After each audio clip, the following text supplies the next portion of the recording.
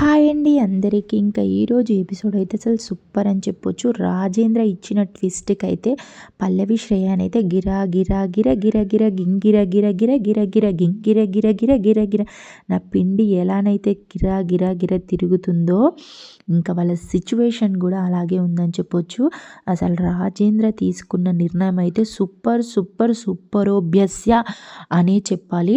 అసలు ప్రతి ఒక్క ఇట్లాంటి మొండిగున్న కోడళ్ళకి, మొండిగా ప్రవర్తించే మనుషులకి అట్లాంటి వాళ్ళే కరెక్ట్‌గా సూట్ అవుతారని చెప్పి రాజేంద్రనైతే తెలియజేయడం జరిగింది. అసలు సూపర్ సీన్ అండి. ఈ వీడియో చూసిన తర్వాత మీరైతే ఎంత హ్యాపీగా ఫీల్ అవుతారంటే అంత హ్యాపీగా ఫీల్ అవుతారు. అసలు ఏం జరిగింది, ఏం జరగబోతుందో ఈ వీడియోలను మాత్రం తెలుసుకోండి. తెలుసుకునే ముందు ఛానల్ని సబ్స్క్రైబ్ చేసుకోండి. వీడియోని ఒక లైక్ చేసి ఎండ్ వరకు చూడండి. ప్లీజ్ రిక్వెస్ట్ మీ అండి, చేతులు ఎత్తి మొక్కుతున్నాను. ఖచ్చితంగా సబ్స్క్రైబ్ మాత్రం చేసుకోండి, ఓకేనా. ఇంకా వీడియోలోకి వెళ్తే ఏంటి అని అంటే రాజేంద్ర మాత్రం ఇంకా ఇంట్లోకి అయితే వస్తారనమాట. అందరు వచ్చిన తర్వాత ఇంకా అంతే ఇల్లంతా చూసేస్తారు. ఇంకా పని మనిషిని ఇంకా ఎవరు పల్లవి మాత్రం చెంప పగలగొట్టేలా కొడుతుంది కదా. కొట్టిన తర్వాత రాజేంద్ర మాత్రం వాళ్ళని క్షమాపణ కోరి ఇంకా ఒకటే చెప్పేస్తాడనమాట, మేమున్నన్ని రోజులు నువ్వు మాత్రం పనికి రావద్దు, మీరు వెళ్ళండి అని చెప్పి వాళ్ళకి డబ్బులు ఇచ్చి పంపించిన తర్వాత అప్పుడు పల్లవి శ్రేయ అడుగుతారు, ఆహా మరి వాళ్ళని ఉమ్మని చెప్పినావు, పనికి రాకమని చెప్పినావు, మరి పని అంతా ఎవరు చేస్తారు మామయ్య అని చెప్పేశానంటే, ఆహా ఇంకెవరు, మీరు ఉన్నారు కదా, మీరే పని చేయాలి అని అయితే మంచి ట్విస్ట్ ఇస్తాడు. అస్సలు సూపర్ అని చెప్పొచ్చు. అస్సలు వాళ్ళకు ఉంటుంది చూడాలా. అసలు ఎలా చేస్తాడంటే వాళ్ళ పిప్పి వదిలి వాళ్ళకి వామ్మో మాకు ఆస్తొద్దు ఏమొద్దు, మమ్మల్ని బ్రతకని అడుక్క తినైనా మేము బ్రతుకుతాము అనే విధంగానైతే వాళ్ళనైతే తీసుకురావడం అయితే జరుగుతుందనమాట. మంచిగా అంటే మంచిగా మసాజ్ చేసుకుంటూ వాళ్ళకి మంచిగా బిడ్డ బిడ్డ అనుకుంటేనే వాళ్ళకైతే సున్నం రుద్దుతాడు. సూపర్ అసలు.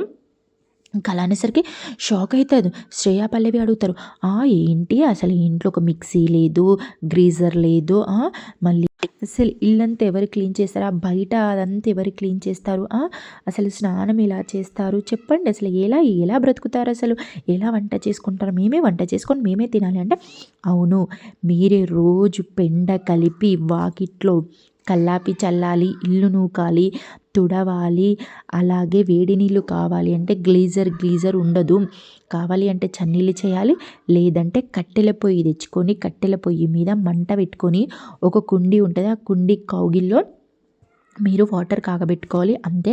మీకు ఎట్లాంటి సౌకర్యాలు లేవు, అసలు ఆస్తి అంటే ఊరికే రాదు, చెప్పినప్పుడు చెయ్యండి, మొత్తం మీరే చేసుకోవాలి, ఎవరి పని వాళ్ళే అని అయితే పెద్ద షాక్ ఇస్తాడనమాట. ఇంకా నెత్తి పట్టేసుకొని అయితే ఇంకా వాళ్ళు ఏం మాట్లాడాలో అర్థం కాదు. వామ్మో ఏంటి మేం చేసుకోవాలా అని చెప్పేసి అయితే రాజేంద్ర చెప్పుడికైతే కమల్ అయితే జింగిచిక బగైన్ అడుగుతారు, మళ్ళీ అడుగుతారు బగిన్ మీకు మంచిగా అయిందని చెప్పి అయితే ఇంకా ఫుల్ ఎంజాయ్ చేస్తాడు తనైతే. సూపర్ నాన్న, నువ్వు సూపర్ నాన్న, నువ్వు లవ్ యూ నాన్న, నువ్వు సూపర్ అంతే పా అనేది అంటాడనమాట. ఇంకా పల్లవి అయితే పనులు కొరుకుతూ ఉంటుంది. ఇంకా అలా అనుకున్న తర్వాతనైతే ఎవరి రూమ్ వాళ్ళు చూసుకోండి అని అయితే ఇంకా ఎవరి రూమ్లకు వాళ్ళైతే వెళ్ళిపోతారనమాట. ఇంకా ఎవరి రూమ్ వాళ్ళు చూసుకొని సెట్ అయిపోతారు. సెట్ అయిన తర్వాత ఇంకా అందరు ప్రశాంతంగా అలా బయటకైతే వచ్చేస్తారనమాట కొబ్బరి తోటకి. ఇంకా అలా వచ్చిన తర్వాత ఆ వాతావరణము ఆ పీస్ఫుల్ చూసిన తర్వాత చాలా హ్యాపీగా ఫీల్ అవుతారు ప్రతి ఒక్కరు. కానీ ఇంకా పల్లవి అండ్ శ్రేయానైతే మొహమంతా ఇలా పెట్టేసుకొని పంది మొహాల్లాగా ఏంటి ఇదా చిచి ఇక్కడికి అన్నట్టుగానైతే పెడతారనమాట.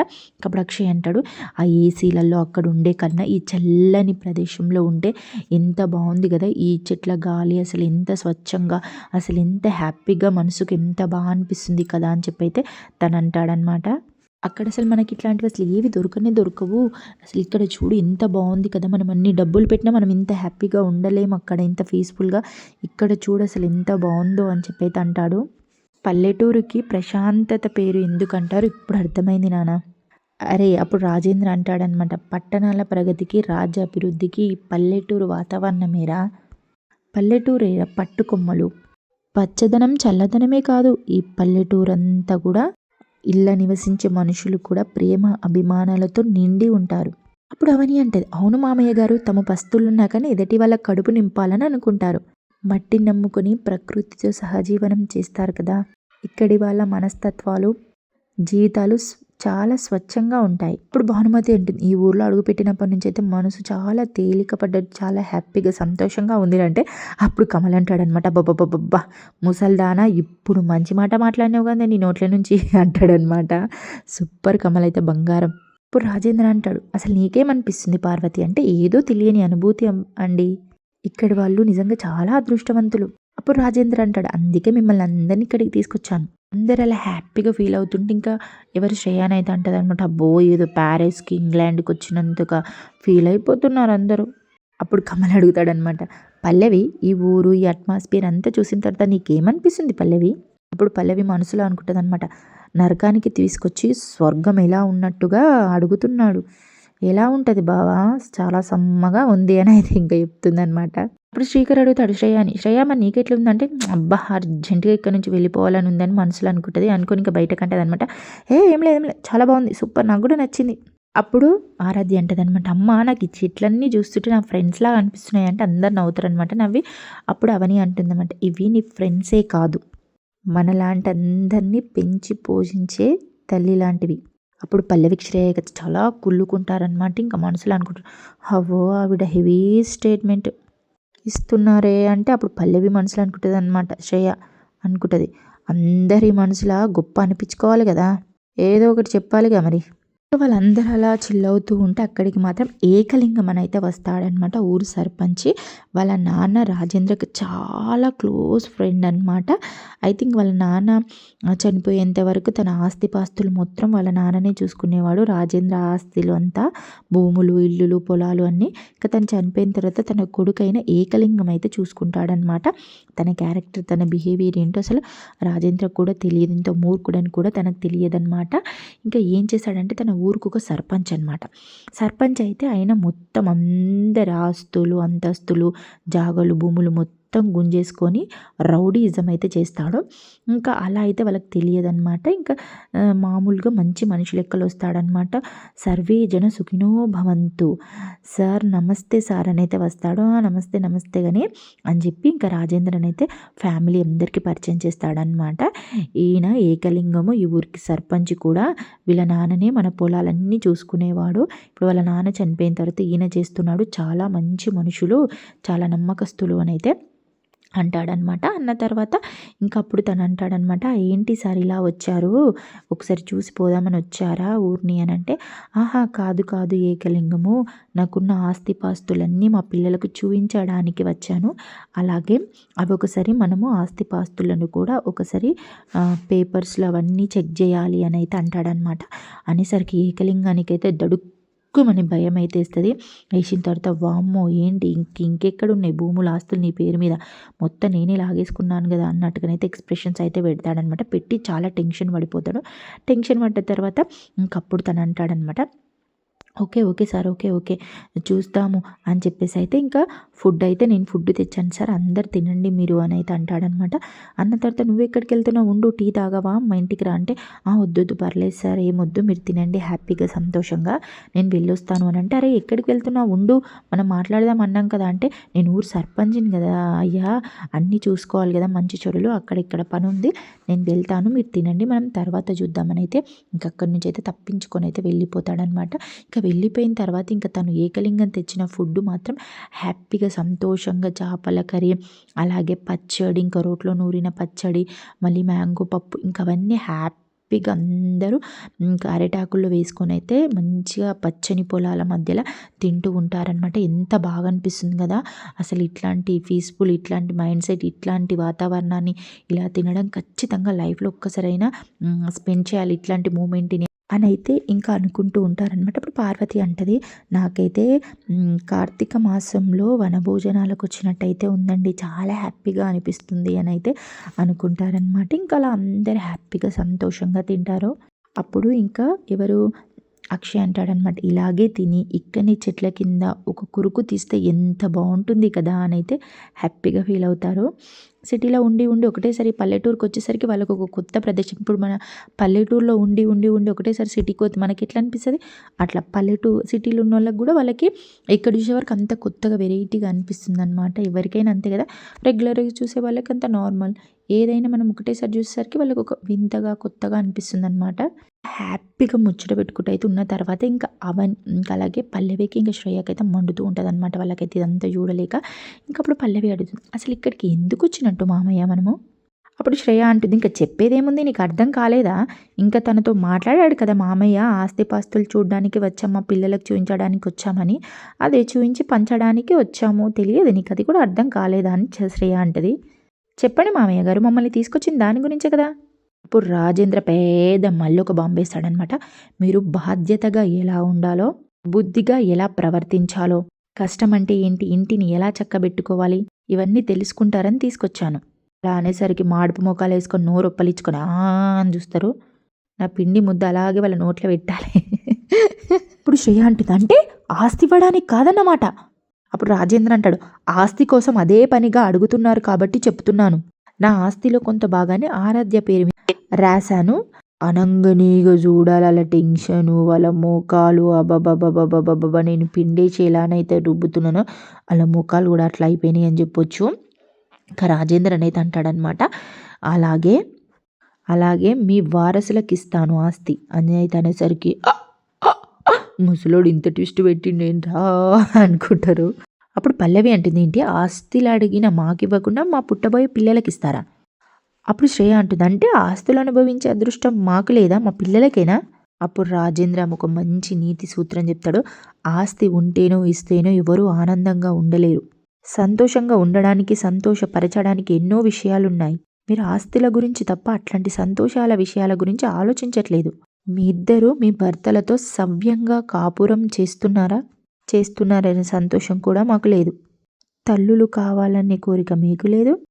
ఇంట్లో పిల్ల పాపలతో సందడిగా ఉందన్న ఆనందం మాకు లేదు. అవన్నీ మీకు మాకు ఉండడం కోసమే ఇవన్నీ కండిషన్స్ పెట్టాను మీకు. ఇంకొక విషయం, ఇంకో కండిషన్ కూడా, ఇక్కడ ఉన్నన్ని రోజులు మనుషులతో మాట్లాడకుండా ఫోన్లో ఎక్కువ గడిపారనుకో బాగుండదు చెప్తున్నాను. వీలైనప్పుడు ఎమర్జెన్సీ టైంలో మాత్రమే, పనున్నప్పుడు మాత్రమే ఫోన్ మాట్లాడాలి అంతే. నాకు అస్సలు నచ్చదు." అలా రాజేంద్ర అన్న కొద్దీ పార్వతి, అవని, ఇంకా కమల్, శ్రీకర్, అక్షయ్, భానుమతి వీళ్ళందరూ హ్యాపీగా ఫీల్ అవుతారు. కానీ శ్రేయ, పల్లవి మాత్రం మాడుపు మొగాలు వేసుకొని ఇట్లా పెడతారు. ఇంకా ఎక్కడోళ్ళు అక్కడ తిని వేయినాక ఇక శ్రేయ, పల్లవి అయితే ఒక షెట్టుకు నిలబడి ఎంతో పెద్ద యాక్టింగ్గా, ఎంతో పెద్ద కష్టం వచ్చినట్టు వాళ్ళకైతే పెట్టుకొని అయితే ఆలోచిస్తూ ఉంటారనమాట. అప్పుడు పల్లవి అంటుంది, "ఏంటి సైలెంట్గా ఉన్నావు, ఏం మాట్లాడకుండా?" అంటే అప్పుడు శ్రేయ అంటుంది, "మామయ్య చెప్పినట్టుగా చెయ్యాలా మనం?" అప్పుడు పల్లవి అంటుంది, "మనం ఎందుకు చెయ్యాలి, మేము చెయ్యము అని చెప్పి చేత కాదా నీకు?" అప్పుడు శ్రేయ అంటుంది, "నాకు చేత కాదని చెప్తున్నావు, మరి నువ్వెందుకు చెప్పలేదు? నాకేమైనా భయం అనుకుంటున్నావా? నేను ఇక్కడికి వచ్చింది పని చేయడానికి కాదని ఇప్పుడే వెళ్ళి చెప్తానని" పల్లవి అంటుంది. అప్పుడు శ్రేయ చిటికలేసి చెప్తుంది అనమాట, "హలో, నీకున్న పొగరు, కోపము, ఆవేశం లాంటివి నాకు ఉన్నాయి. కానీ ఏం అడగకుండా ఎందుకు సైలెంట్గా ఉన్నానో తెలుసా? మనం ఇక్కడ అది చేయను, ఇది చేయను అని ఎక్స్ట్రాలు చేసిన వాడికి ముసలాడు ఆయనతోనే ఆస్తి ఇవ్వనంటే అప్పుడేం చేస్తావు చెప్పు? ఏ ఆస్తి వద్దా నీకు అంటే పల్లవి అంటుంది, "నేను వద్దని చెప్పానా?" అంటే అప్పుడు శ్రేయ అంటుంది అనమాట, "మరి ఆస్తి కావాలి అంటే ఆయన చెప్పినట్టు వినాల్సింది, చేయాల్సింది. తప్పదు మరి, చెయ్యాలి. ఇంకా ఆయన ఇంకొక మాట కూడా చెప్పడు. మనం మన మొగళ్ళతో కాపురం చేసి పిల్లల్ని కంటేనే ఆస్తిలో భాగం ఇస్తాడంట. ఆ కండిషన్ గుర్తులేదా నీకు? నా మొగుడు నాకు 4 పిల్లలు కావాలన్నా నన్ను కాదనడు." అంటే నాకైతే ఫుల్ నవ్వు వస్తుంది అప్పుడైతే. అప్పుడు శ్రేయ అంటే, "నీ తింగరి మొగుడు నీతో సంసారం చేస్తాడన్న నమ్మకం కూడా నాకు లేదు. ఫస్ట్ అది చూసుకో ముందు, చేస్తాడో లేదో." అప్పుడు ఇంకా అని వెళ్ళిపోతుందనమాట. అప్పుడు పల్లవి అయితే చాలా కుళ్ళుగా మాట్లాడుకుంటుంది తనంతల తనే, "నాకు కావాల్సిన నా ఒక్కదాని ఆస్తి వాటానే కాదు, అవని ఆస్తి కూడా, ఆ వాటా కూడా నాకే కావాలి" అని అయితే అనుకుంటుంది. అది దక్కించుకోవాలంటే ఏం చేయాలో నాకు బాగా తెలుసు. ఇంకా అలానైతే వెళ్ళిపోతారనమాట. ఇంకా అక్షయ్ మాత్రం చాలా దిగులుగా, బాధగా ఇంకా ఒక దగ్గరనైతే కూర్చుంటాడు. ఇంకా అవని మాత్రం అక్షయ్‌ని వెతుక్కుంటూ వచ్చి, "ఇంకా ఏమైందండి ఇక్కడ కూర్చున్నారేంటి, చాలా దిగులుగా ఉన్నారు?" అప్పుడు అక్షయ్ అంటాడు, "మా అమ్మ గురించి." అప్పుడు అవని అంటుంది, "మీ అమ్మగారిని తలుచుకొని, మీ అమ్మగారి గురించి ఆలోచించుకుంటూ ఎంత మదన పడుతున్నారో, ఎంత బాధపడుతున్నారో నేను అర్థం చేసుకోగలనండి. దేవుడు జన్మనిచ్చిన తల్లిని చూసుకోవడానికి మీకు లేకుండా చేశాడు. దేవుడు చేసిన దానికి మనం ఏం చేయలేం కదండీ. మీరు బాధపడకండి" అని చెప్పి దగ్గరికి తీస్తుంది. అప్పుడు అక్షయ్ అంటాడు, "దేవుడు నాకు అమ్మను లేకుండా చేసినా కానీ నాకు కన్న తల్లి కన్నా ఎక్కువగా చూసుకునే అమ్మ నాకు దొరికింది కదా. నాకు న్యాయమే చేశాడు అవని. కాకపోతే నాకు జన్మనిచ్చిన తల్లి రుణం తీర్చుకుంటలేననే బాధ. కన్న తల్లిని, పుట్టిన ఊరుని ఎప్పటికీ మర్చిపోవద్దు అంటారు. అమ్మ ఎలాగో లేదు. అమ్మ గుర్తుగా నాన్న స్కూలు, హాస్పిటలు కట్టించారు. ఎప్పుడో కట్టించిన వాటికి ఇప్పటి పరిస్థితులకు, అవసరాలకు తగ్గట్టుగా మార్చాలనుకుంటున్నానవని. అలా చేస్తే కొంతమంది పేదలకు, అలా వాళ్ళ పిల్లలకి కొంచెం చదువైనా, హెల్త్ అయినా ఉపయోగపడుతుంది కదా! న్యాయం చేసిన వాళ్ళం అవుతాం. అలా పేదవాళ్ళకు హెల్ప్ చేయడం స్టార్ట్ చేస్తే అమ్మ మనసన్న శాంతి అవుతుంది కదా! అమ్మ సంతోషిస్తుంది. ఆ రకంగా అయినా కన్నతల్లి రుణం కొంతైనా తీర్చుకోగలుగుతాను అనైతే అనుకోనైతే చాలా బాధపడుతూ ఉంటాడనమాట. ఇంకా ప్లాన్‌లేస్తారు. ఇంకా ఎవరు రాజేంద్ర వేసిన స్కూల్, హాస్పిటల్ గురించి తిరగడానికి అని చెప్పి ఇంకా అసలు అది ఏమవుతుంది? ఇంకా ఏం జరగనుంది? అసలు ఉన్నాయా? లేవా హాస్పిటల్‌లో ఆస్తి అంతా? ఇంకా అలాగే శ్రేయాకి, ఇంకా పల్లవికి అయితే సూపర్ సీను. వావ్! ఎక్సలెంట్ అని చెప్పొచ్చు. వాళ్ళు మాత్రం గోసి కట్టుకొని ఇంకా పని చేస్తుంటారు ఆడ. వాహ్! సూపర్, సూపర్, సూపరోబ్యస్ అనుకోవచ్చు. ఏకదమ్ ఉంటుంది రేపటి వీడియోనైతే. అస్సలు మిస్ అవ్వకుండానైతే ఫాలో అయిపోండి. ఓకేనా? మనం రేపటి వీడియోలో కలుద్దాం. Until then tata. Bye bye.